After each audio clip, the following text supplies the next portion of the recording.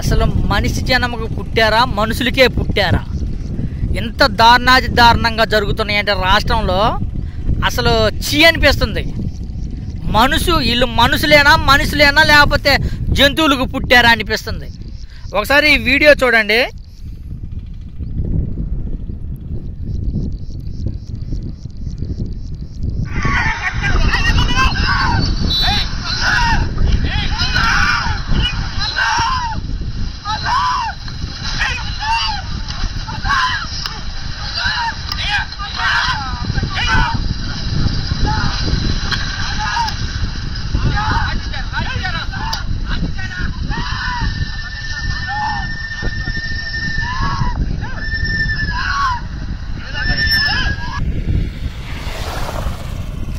ఒక పెద్ద ఆయన్ని పట్టుకొని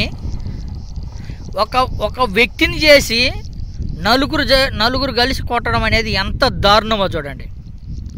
కుసుమూరు మార్కెట్ మాజీ చైర్మన్ సాంబ్రెడ్డి గారి మీద ఎంత దారుణంగా చేశారో చూసారా మీరు? అసలు మనుషులేనా అసలు వాళ్ళు?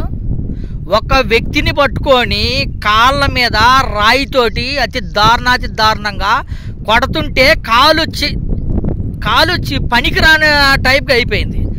అసలు మనుషులేనా?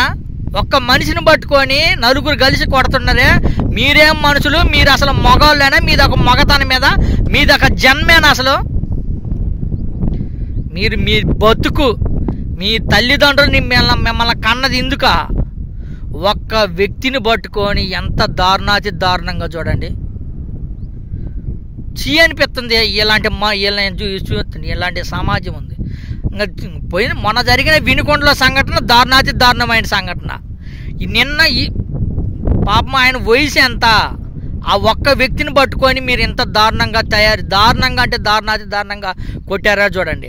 ఆయన పైపెచ్చు ఎవరు జోలిపోయే వ్యక్తి కానీ కాదంట. మార్కెట్ యార్డ్ చైర్మన్గా చేసింది ఆయన తప్ప? ఆయన ఏమైనా అక్రమాలు చేశాడా, దాడులు చేశాడా, దౌర్జన్యాలు చేశాడా? గతంలో ఇంత కిరాతకంగా మిమ్మల్ని ఏమైనా నడి రోడ్డు మీద 10 మంది కలిసి మీ ఇళ్లలో వాళ్ళని ఏదైనా దాడి చేశాడా? దారుణంగా పైపెచ్చు ఏదైతే ఈ దారుణం ఇది జరిగిన తర్వాత